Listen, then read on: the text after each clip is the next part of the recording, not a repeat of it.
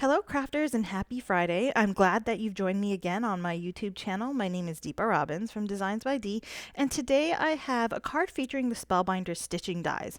Now, if you're one of those people who likes stitching dies but doesn't like or have all the extra time that you might need to add the extra stitching, what you can do instead is use the dies without all the stitching and maybe just use some gems to jazz it up a bit, and that's what I've done with this card.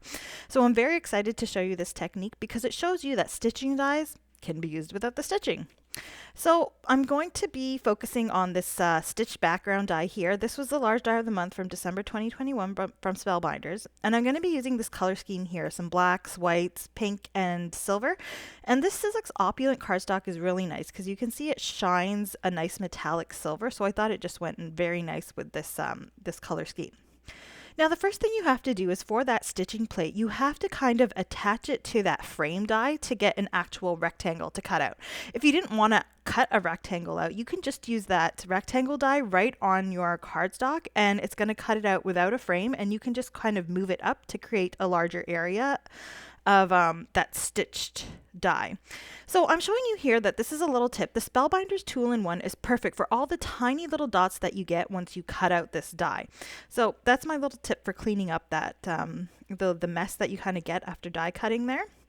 And now I'm showing you all the different layers I've cut. So I've got black as the background, I've got the stitch layer as pink, I've got silver as like that frame, and then that white metallic silver as the top layer. So what I'll do is I'll go ahead and layer these dies, and you can see just the layering the dies together just makes a really nice effect on its own without the stitching. And this is my little handy tip. I have this Artist Tack dry adhesive. This comes in handy for intricate dies. Now, if you're one of those people who forgets to put, stick it or that backing on cardstock before you cut it out, like myself, this comes in handy because all you have to do is put it between the two release papers and then burnish it down, and it will pick up the sticky adhesive on the back. And once it does that, you can basically stick it down like a sticker. And you can always pick it up, move it, as you saw I did. And to get it on there permanently, all you have to do is burnish it down like I did with that acrylic block. So now attach that frame to the pink stitched border or stitched background. And then I want to cut my actual card panel. So I'm using the Sizzix Opulent Charcoal Glitter cardstock, which is really nice. And I thought that it just went very well with the blacks that I have. So I decided to use that as my background. And what I'm going to do is have these two panels kind of at the top and bottom with the center for the sentiment. Now to cut out all my little elements, I'm using Spellbinders Mini Blooms and Sprigs. Now I love these sets. They actually have like a few little sets like this, and they work perfectly for cards like this where you have like a nice background die or a background image, stamp, anything, and then all you have to do is cut out all of these little flowery, leafy foliage images and just use them to kind of enhance your background. So first of all, I'm starting out with just some plain black cardstock. Then here I'm showing you that I'm using the Tim Holtz Metallic Jewels craft cardstock. Now this is really cool because it's a black, but it's a metallic black, so it has a nice shine to it. So I thought that would just, add a little more to the card. Furthermore, I have this the Spellbinders Petit Floral Potpourri dies, and I'm going to be using with the die cuts with a view paper pack that I showed you. It has this really nice shiny peach color. It's like a light peachy pinky tone, and I thought it would just work perfectly here. So now that I've got all of those little pieces cut out, I have that little container that I kind of separate them all in. And I'm going to move on to my sentiments. So for this, I'll use the Spellbinder Spot On Background and Sentiments. This is the May 2021 Glimmer Kit of the Month. And these dies are pretty nice because you can kind of mix and match the little sentiments to have maybe like a smaller sentiment and do what I'm doing, stick a few of them together to make one long sentiment. It's completely up to you, and they're so versatile in this way. So what I do is I line them up with my ruler, and then I'll take a bit of washi tape to kind of connect them so that it's like one long sentiment piece. And you can see one of them's a little off, and the way I do this is I try and line it up at the edge of that washi tape so that everything is kind of lined up at the bottom. So that's what really helps me put everything in a straight line and create a nice straight sentiment, so you don't really know that they're separate plates. Now I'm going to use some Spellbinders rose gold foil. You can see I have my box of foils that I've foiled, and I could probably use the the solid plate from Pink Fresh Studio to kind of foil all of those, but I started that little box before I got that plate, so they're all kind of just sitting there, and I just use them for when I have like little sentiments and stuff like this where I want to kind of use up the foil. So now that I foiled that, it foiled very nicely actually, and I have to cut it out. So I'm using the the Spellbinders Calligraphy Heart set, and I'm just using the little sentiment die. You can look at any of the sets that you have. I like this one because it's nice and small. It's not too wide in terms of the height from top to bottom. And you notice that it's not long enough for my sentiment. So I'm just going to partially die cut it here. So I only put it through halfway through my die cutting machine. I'll line it up on the other end, and then I'll put it through halfway again. And all you really have to do is kind of line that die up with the little notches from the previous cut and pull it over a bit further so that it cuts a longer sentiment. So as you can see here, I've perfectly cut that one longer sentiment with a smaller die. Now for the inside of the card, I'm actually going to be using the Altenew Frosted Garden stamps. Now this is actually one of my favorite stamp sets from Altenew, and it's really nice because you can use them to create a background or a border or even be the main focal point of your card. They're just so versatile in that sense. This card was actually inspired by a piece of clothing. So I saw a post from one of my friends, and she was wearing this beautiful shirt with these lovely flowing florals and the colors black, pink, and like a nice peachy color. And I thought, hey, I really like this. So I want to see if I can kind of make it come to life as a card. So that was my inspiration for this one. And that's why I'm stamping my inside. The inside, it actually looks a lot more like the shirt than maybe the front, but the front has the color. So I thought it still goes together well in terms of the colors. So I'll stamp out the stamp set using some oxide inks. I'm using black soot, spun sugar, and tattered rose. And I'm just going to do that in the bottom left and the top right corner of my card. And I love doing this on the insides of my cards because it still leaves some room for a sentiment. So I'll be using the Pink Fresh Studio Always Uplifting stamp set. And it has some nice sentiments for friends here, so I thought this would work well for this card.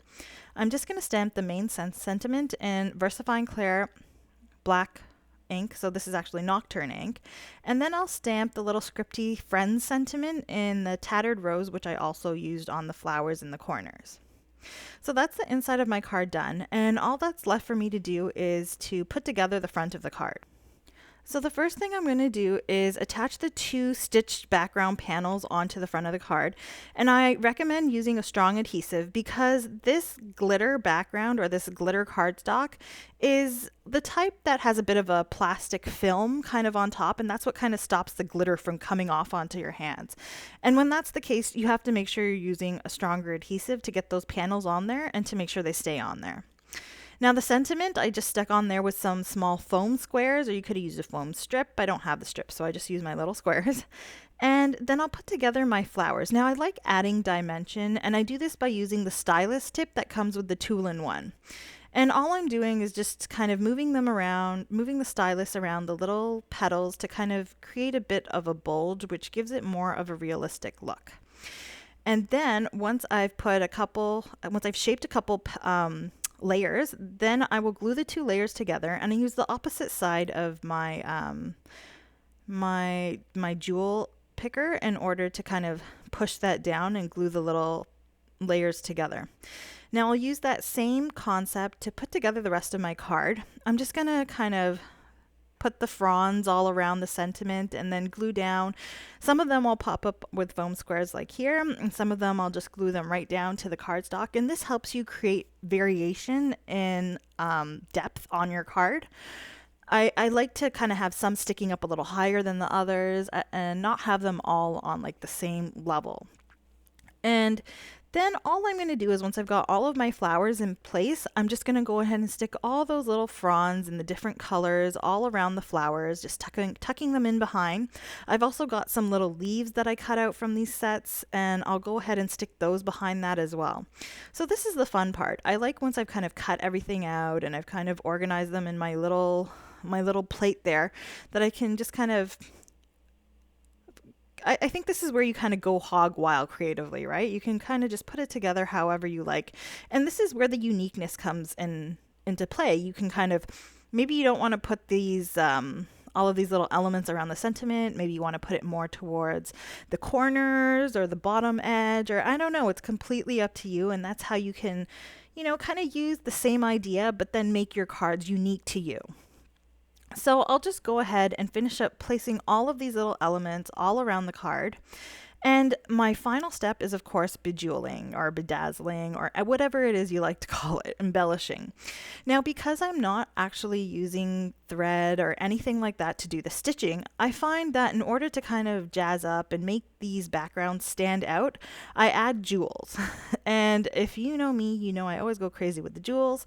So I feel like using these stitching dies without the stitching just kind of enables me to add more jewels to my card. And I find in the end, it actually turns out really nice. It doesn't look like too much because you already have all the little dots going on in the background anyways.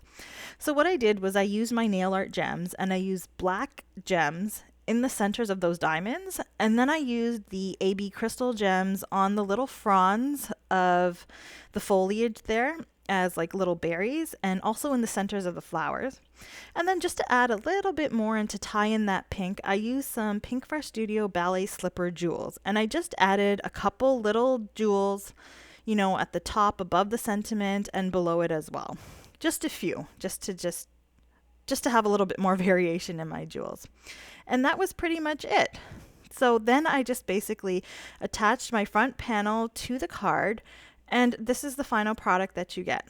It's actually really nice, and it didn't take me that long at all, especially because I didn't do all the extra stitching. Had I done the stitching, it might have taken a bit longer. So I really hope that you've been inspired to create something like this yourself. Find your stitching dies and try to use them without all that stitching. Find unique ways to use these dies and create something of your own. I hope you guys have a great weekend and a great Friday night. And don't forget to subscribe to my channel. If you like my video, please give me a thumbs up and hit the notification bell to be notified of future videos. All the products that I've used are listed in my blog, linked in my blog. So go ahead and click that link in my description for my blog, and you can go ahead and find everything there that you like. I hope you've been inspired, and I hope I see you again next time. Bye.